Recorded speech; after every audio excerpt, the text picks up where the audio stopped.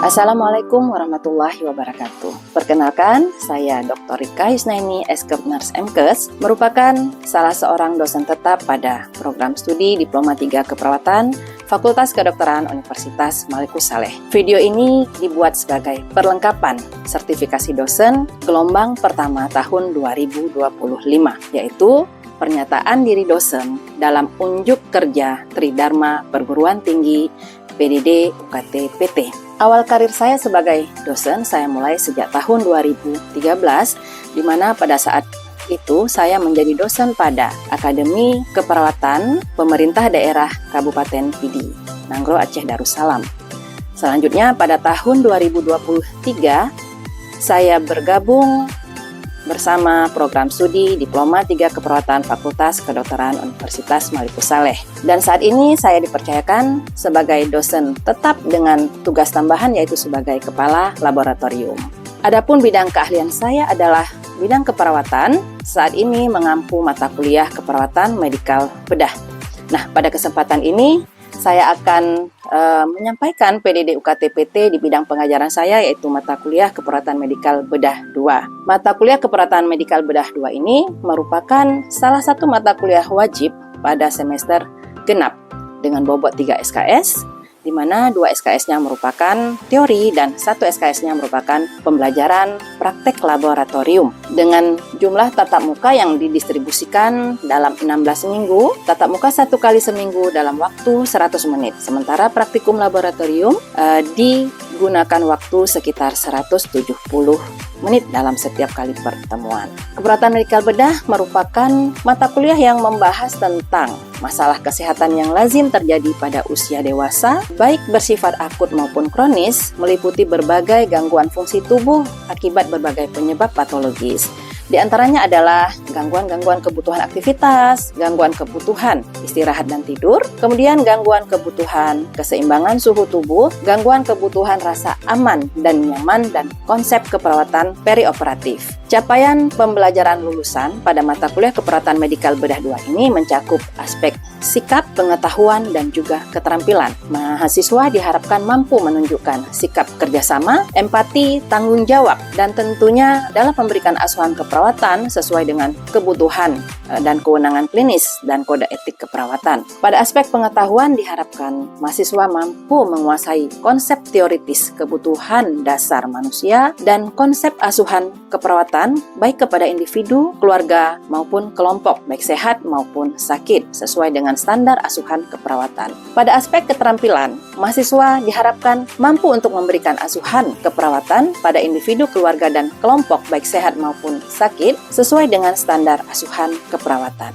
Sementara untuk capaian pembelajaran mata kuliah atau CPMK, mahasiswa diharapkan mampu bekerja sama dalam tim, bertanggung jawab, dan peduli kepada klien dalam menyusun rencana asuhan keperawatan. Kemudian mahasiswa mampu menguasai konsep kebutuhan dasar manusia dan konsep asuhan keperawatan, meliputi pengkajian, kemudian analisa data, rencana keperawatan, hingga evaluasi yang diberikan kepada individu, keluarga, maupun kelompok, baik sehat maupun sakit, sesuai dengan standar asuhan keperawatan. Dan mahasiswa mampu melakukan asuhan keperawatan dengan gangguan medikal bedah dengan pendekatan berbasis bukti. Materi pembelajaran pada keperawatan medikal bedah 2 ini meliputi gangguan kebutuhan aktivitas akibat patologi sistem muskuloskeletal, persarafan, dan indera. Di antaranya penyakit-penyakit osteomilitis, osteoporosis, fraktur, amputasi, stroke, ensefalitis, meningitis, trauma medula spinalis, polio, tetanus, dan katarak serta glaukoma. Kemudian gangguan kebutuhan istirahat dan tidur akibat patologi sistem persarafan dan integumen, terutama pada pasien dengan nyeri dan pasien dengan gangguan tidur atau insomnia. Gangguan kebutuhan keseimbangan suhu tubuh akibat patologis berbagai sistem tubuh. Gangguan kebutuhan rasa aman dan nyaman patologi sistem integumen seperti pada luka bakar, dermatitis, reaksi obat dan alergi, SLE, serta AIDS, serta asuhan keperawatan perioperatif. Mata kuliah ini dikemas dengan beberapa metode pembelajaran seperti presentasi dan diskusi kelompok, kemudian digunakan juga case method atau studi kasus untuk mengasah daya analisa dari mahasiswa dalam pemecahan kasus-kasus terkait dengan asuhan keperawatan yang sering dijumpai pada masyarakat. Kemudian digunakan juga metode problem based learning yang saya terapkan pada saat pembelajaran praktikum laboratorium, di mana penilaian dilakukan berdasarkan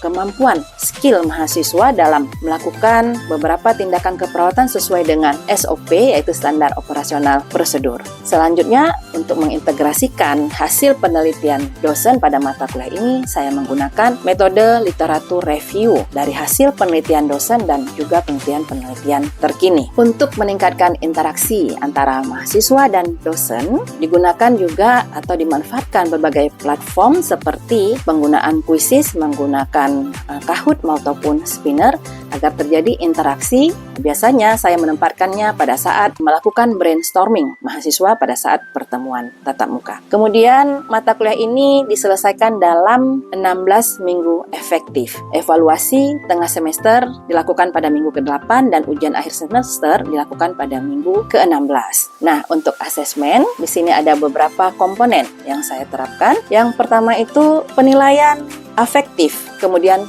penilaian kognitif atau pengetahuan dan penilaian terhadap psikomotor dari mahasiswa. Untuk penilaian afektif, saya mengambil dari komponen sebagai berikut: soft skill, kemudian observasi dari keaktifan mahasiswa pada saat melakukan atau memecahkan studi kasus dengan bobot 20%. Kemudian untuk pengetahuan diambil dari beberapa komponen seperti tugas mandiri dan tugas kelompok, kemudian kuis, presentasi kasus sebesar 20%, ujian tengah semester dengan bobot 15%, dan ujian akhir semester juga bobot 15%. Selanjutnya untuk evaluasi psikomotor, ini diambil dari keterampilan praktek laboratorium mahasiswa dan juga laporan praktikum dengan bobot sebesar 30%. Sehingga total dari asesmen ini adalah 100%. Berikut adalah video pembelajaran mata kuliah keperawatan medikal bedah 2 yang saya lakukan pada pertemuan ketiga. Selamat menikmati.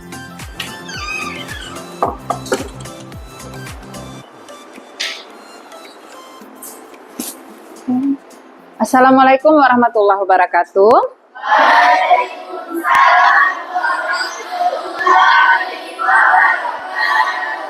Ya, bagaimana keadaannya hari ini? Sehat?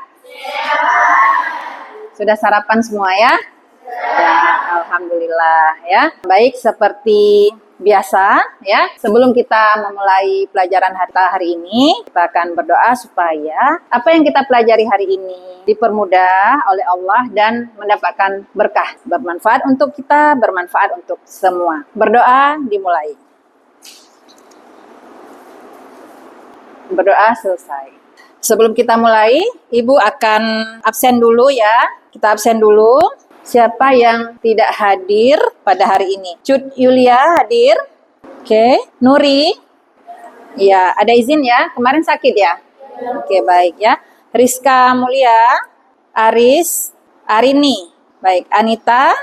Oke, kemudian Mukramatun Muniratul Husna. Baik, berarti ini dari 25 orang, 1 orang yang tidak hadir ya karena sakit. Adik-adik semua ya, hari ini pertemuan kita tentang mata kuliah keperawatan medikal bedah ya. Untuk pertemuan yang ketiga kali ini kita akan membahas topik tentang asuhan keperawatan pada pasien dengan osteomielitis. Nah, tujuan pembelajaran kita pada pertemuan ketiga ini ya adalah yang pertama, mahasiswa mampu memahami konsep dasar osteomielitis ya.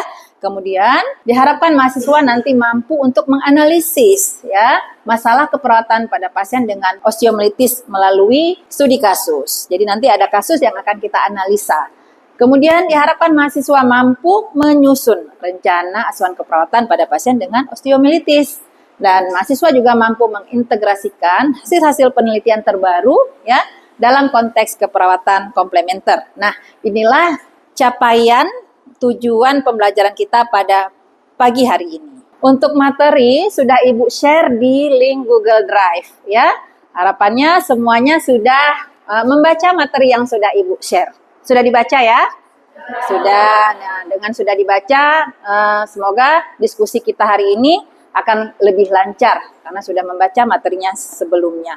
Nah, minggu lalu kita sudah membahas topik sebelumnya yaitu tentang pengkajian pada pasien dengan gangguan sistem muskuloskeletal. Ya, apa judul kita, Aris? Minggu lalu kita sudah membahas tentang tepatnya pengkajian, pengkajian fisik pada pasien dengan gangguan sistem muskuloskeletal. Nah, supaya lebih fokus, ayo kita brainstorming sebentar. Ibu ada permainan ini, kita akan lihat nanti siapa yang beruntung untuk menjawab pertanyaan dari Ibu. Kita mulai ya. Ayo, nama siapa yang akan keluar? Oke, Rizka. Rizka? Ya, kita sudah belajar minggu lalu pengkajian pada pasien dengan sistem muskuloskeletal. Nah, Ibu ada pertanyaan ya. Biasanya pasien dengan gangguan sistem muskuloskeletal itu datang dengan keluhan apa? Pasien ada gangguan nih pada sistem muskuloskeletalnya. Biasanya pasien itu datang dengan keluhan apa ya? Nyeri ya. Suaranya mungkin bisa lebih besar supaya teman-teman yang lain bisa mendengar. Nyeri, oke. Kemudian gangguan mobilitas. Ya, apa lagi yang mau menambahkan? Oke.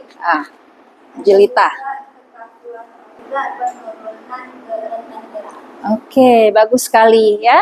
Jadi jawaban dari Jelita tadi, juga jawaban dari Rizka ya. Seperti yang sudah dijelaskan, pasien bisa datang dengan keluhan. Yang utama itu adalah biasanya keluhan dengan nyeri ya. Di samping nanti ada gangguan perubahan bentuk atau deformitas ya. Kemudian tentunya kalau ada nyeri pasiennya biasanya tidak bisa tidur ya. Oke.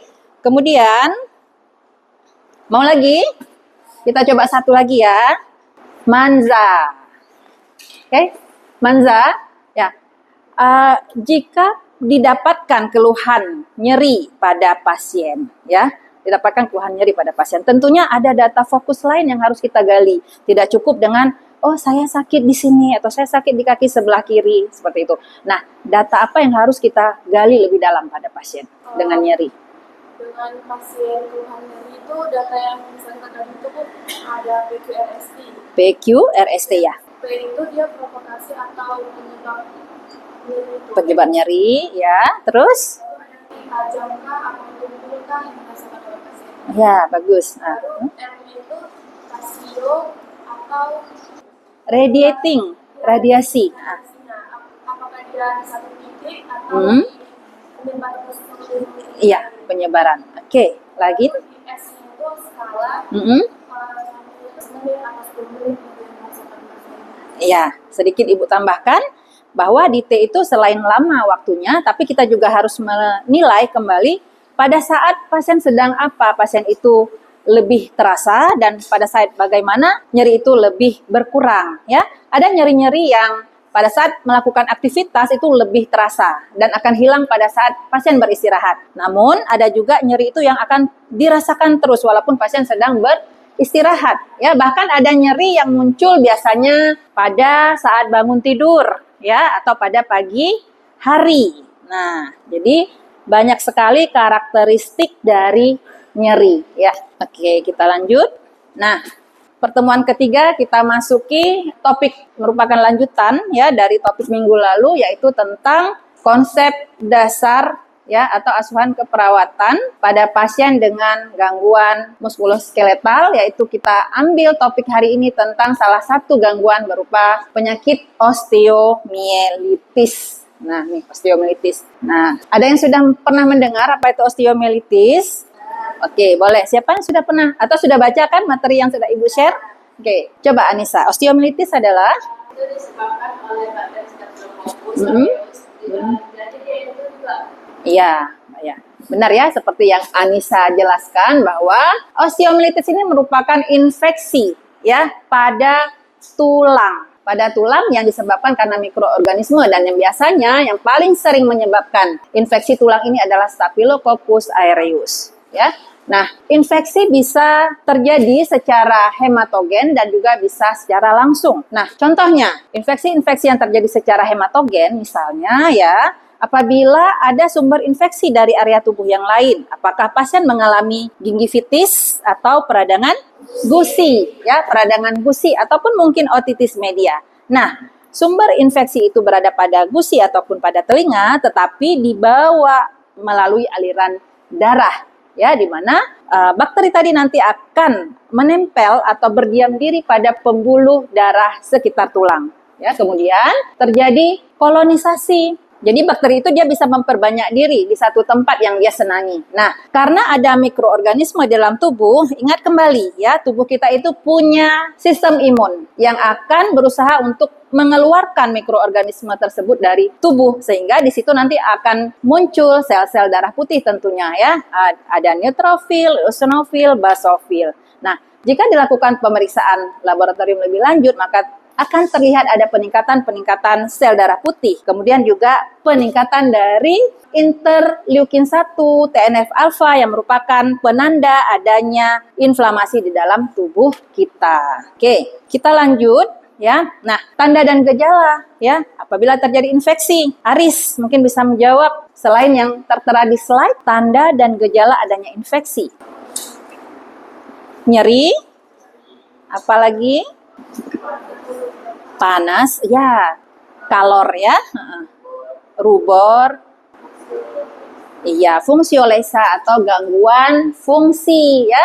Nah, jadi nanti akan terlihat di area infeksi itu kulit pasien biasanya kelihatan lebih merah ya, kemudian membengkak ya, kemudian akan teraba lebih hangat daripada jaringan di sekitarnya. Oke, kita lanjutkan. Nah, jadi penata laksanaan dan tujuan asuhan keperawatan pada pasien dengan osteomielitis ini yang pertama adalah untuk mengontrol infeksi, ya, kemudian untuk mengelola nyeri, meningkatkan mobilitas dan fungsi tubuh serta mencegah komplikasi lanjut dari osteomielitis ini.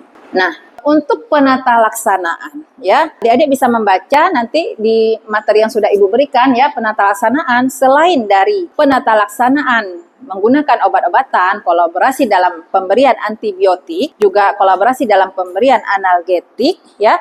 Siapa yang bisa memberikan pemikiran, ya, ada tidak penata laksanaan lain selain obat-obatan untuk inflamasi ini? Jelita? Untuk mengurangi nyeri, ya. Oke. Kemudian untuk terapi-terapi, pernah tidak adik-adik mendengar terapi komplementer? Belum. Nah, jadi saat ini ya sudah mulai dikembangkan beberapa terapi-terapi komplementer. Artinya terapi-terapi yang mendukung penata laksanaan secara konvensional. Jadi tidak hanya dengan obat-obatan ya. Nah, saat ini salah satu terapi komplementer yang sedang digalak-galakkan itu adalah pemanfaatan bahan alam. Banyak sekali hasil penelitian yang sudah mulai mengembangkan penelitiannya tentang bahan-bahan alam apa saja yang bisa dipakai untuk pengobatan. Salah satunya adalah untuk mengatasi infeksi atau inflamasi ya. Nah, nanti adik-adik bisa search salah satu hasil penelitian ya. Ini juga merupakan hasil penelitian Ibu ya tentang salah satu bahan alam yaitu buah batok ya yang ternyata memiliki aktivitas sebagai antiinflamasi ya. Silakan search nanti di googling saja ya.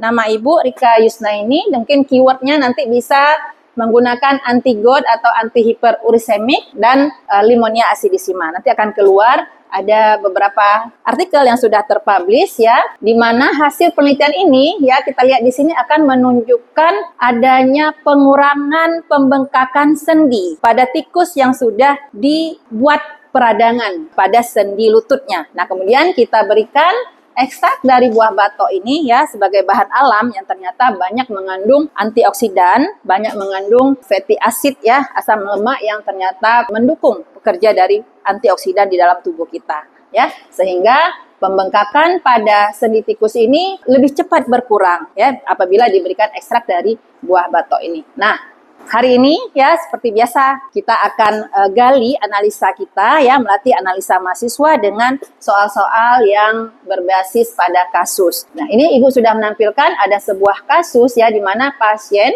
ya Tuan S 45 tahun post operasi pemasangan ORIF ya. ORIF itu Open Reduction Internal Fixation ya, sebulan yang lalu. Kemudian datang dengan keluhan nyeri hebat pada area pos operasi, disertai demam, suhu sekian, dan luka operasi terlihat merah dan memanas. Nah, tugas kelompok adalah tentukan apa masalah keperawatan, apa prioritas masalahnya, apa intervensi yang relevan ya dengan masalah yang dihadapi oleh pasien, dan bagaimana peran perawat dalam pencegahan komplikasi ini. Oke, kita langsung saja Ibu beri waktu 20 menit ya untuk berdiskusi ya. Mungkin 15 menit cukup, kemudian kita akan berdiskusi ya. Silakan.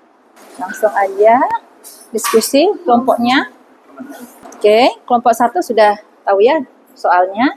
Jika ada yang ingin ditanyakan, boleh ya sambil berdiskusi. Jika ada yang belum jelas, boleh tanyakan. Untuk soalnya kelompok 4 ya, kelompok 4. Sudah disiapkan saja jawabannya. Diskusi dulu, baru kemudian nanti akan dipaparkan untuk kelompok-kelompok yang lain. Oke, kalau sudah selesai, silakan kita kembali dulu ya posisinya ke posisi semula. Silakan. Nah, siapkan jawaban terbaiknya untuk pertanyaan pertama ya. Kelompok 1. Silakan, apa masalah keperawatan yang muncul pada Tuan S ini? Mungkin kelompok 1 bisa menjawab dulu. Silakan. Masalah keperawatan yang pertama, nyeri akut. Nyeri akut. Oke. Dengan fase infeksi pula. Baik, risiko penyebaran infeksi ya, dan ansietas. Baik, kelompok 1 sudah memaparkan ada 3. Nah, kelompok 2 apakah sama diagnosanya dengan kelompok 1? Sama. Baik, kelompok berapa yang diagnosanya ada perbedaan dengan kelompok 1? Mungkin ada tambahan. Silakan kelompok 4. Baik, kelompok 4 ada tambahan. Itu adalah gangguan mobilitas fisik berhubungan dengan Gangguan mobilitas fisik. Karena kelompok 4 ada tambahan, mungkin kelompok 4 bisa menyampaikan kenapa mengangkat gangguan mobilitas fisik. Silakan. karena ini kan kemudian nyerinya itu skalanya itu buka skala 7. Skala 7. Skala nyeri 7 ya. Skala nyeri 7 kemudian didukung dengan adanya luka. Iya ya. Jadi ini adanya luka pada pasien ya. Walaupun di situ di kasus tidak tertera bahwa pasien mengalami gangguan gerak, tetapi kita harus menganalisa bahwa pasien dengan skala nyeri 7 dan ada luka pos operasi dari pemasangan fiksasi internal atau ORIF ya, ini akan menyebabkan gangguan mobilitas fisik. Pasien akan sulit untuk turun dari tempat tidur, sulit untuk memenuhi kebutuhan activity daily living-nya ya, misalnya mau ke kamar mandi dan sebagainya. Nah, jadi tepat sekali ini ya kita mengangkat satu lagi diagnosa keperawatan yaitu gangguan mobilitas fisik. Nah, baik. Kemudian kita lanjut untuk soal yang kedua, apa prioritas masalah ya? Soal kedua, apa prioritas masalah dari Tuan S ini? Mungkin bisa dilanjutkan kelompok 2 dari 4 diagnosa ini. Kelompok 2 menunjukkan untuk diagnosa prioritasnya yang mana? Untuk prioritas diagnosa yang baik dari luka ataupun penyebaran infeksinya nanti. Ya, bagus sekali ya. Ada yang mau menambahkan? Boleh? Setuju dengan kelompok 2 untuk prioritas masalah kita mengangkat nyeri akut? Selanjutnya ya, intervensi keperawatan yang relevan. Nah, untuk kelompok 3, silakan dibantu jawabannya. Ya, Alia ya. Oke. Baik ya. Kemudian untuk risiko penyebaran infeksi, apa yang bisa dilakukan? Ya. Baik, pantau tanda infeksi ya. Kemudian yang paling penting tadi perawatan luka. Tambahan dari Ibu. Ya.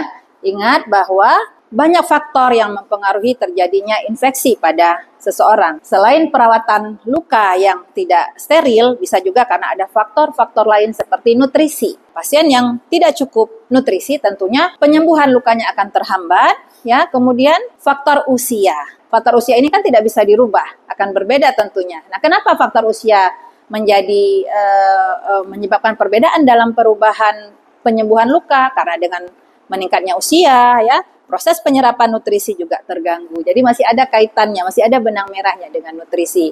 Nah, karenanya biasanya juga dianjurkan untuk mengkonsumsi ya vitamin atau suplemen dari luar. Nah, kembali lagi bahwa suplemen yang paling aman itu adalah yang berbahan alami. Kelompok 4, bagaimana peran perawat dalam pencegahan komplikasi? Satu tuh itu perawat dan bersihkan terus ganti perbannya juga.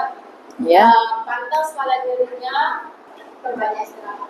Baik, ya. Oke, kita beri aplaus dulu untuk kelompok yang sudah memberikan jawaban yang terbaik ya dari kasus yang sudah kita paparkan hari ini. Nah, sekarang kita akan ambil kesimpulan ya.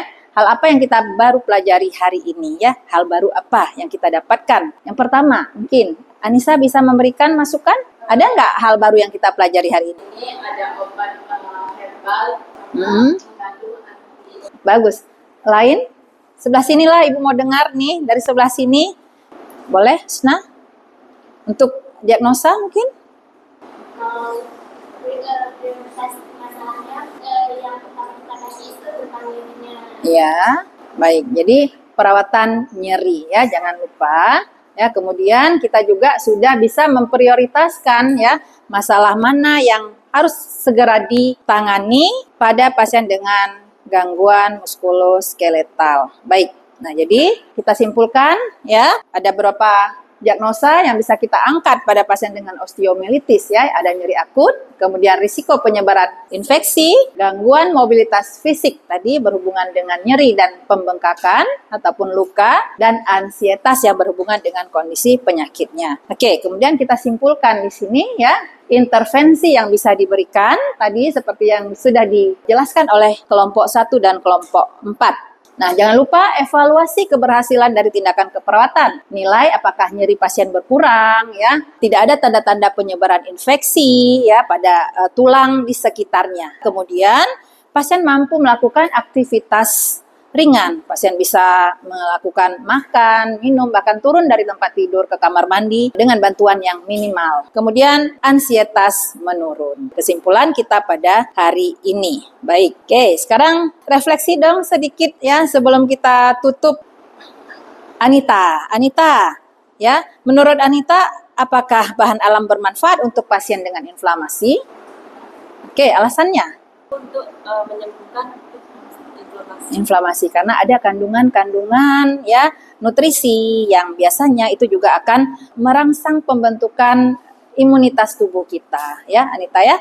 Baik. Nah, sehubungan dengan materi tentang osteomielitis ini ya, Ibu memberikan tugas individu cari 10 artikel jurnal tentang bahan alam yang berpotensi sebagai anti-inflamasi sendi ya. Silakan di googling saja ya, bahan alam yang berpotensi sebagai antiinflamasi pada sendi. Boleh untuk penyakit-penyakit yang terkait dengan tulang dan persendian seperti hiperusemi, gout ya, osteoporosis, juga termasuk dengan infeksi di sini osteomielitis ya. Nah, tugas ini ya dibuatkan dalam bentuk resume dan tolong dikumpulkan melalui link Google Drive 2 hari sebelum pertemuan kita di minggu depan. Bisa dipahami ya? Oke, baik. Dengan demikian ya, selesai untuk materi kita hari ini ya. Adik-adik bisa search referensinya dari sini. Nah, kemudian insya Allah kita ketemu kembali minggu depan. Ya, jangan lupa belajar. Belajar hari ini, sukses di masa depan. Terima kasih. Assalamualaikum warahmatullahi wabarakatuh. Demikianlah deskripsi singkat dan video pembelajaran ini saya buat. Semoga tayangan ini dapat memberikan gambaran bagaimana proses pengajaran yang saya terapkan kepada mahasiswa. Semoga memberikan referensi untuk sesama dosen. Terima kasih. Assalamualaikum warahmatullahi wabarakatuh.